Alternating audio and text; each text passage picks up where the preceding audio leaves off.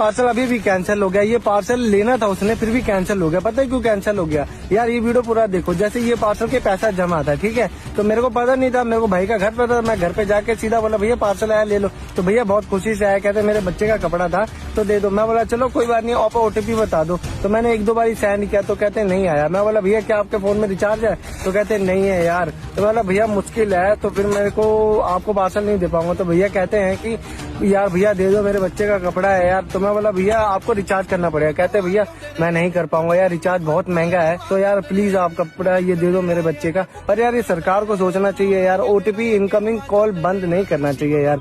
क्योंकि यार देख सकते हो बहुत सारे गरीब लोग हैं, ठीक है, बहुत सारे अमीर लोग हैं। अमीर लोगों को तो कुछ नहीं जाएगा, गरीब लोग यार सरकार ही अपने जनता का यार सेवा करेगी। तो यार प्लीज ऐसा ना करो। तो प्लीज इस वीडियो को ज्यादा ज्यादा शेयर कर दो ताकि यार ये वीडियो सरकार तक पहुंचे। सच बोलेगा तो मिलू 295 जे करेगा तरक्की पुत हेठ मिलूगी।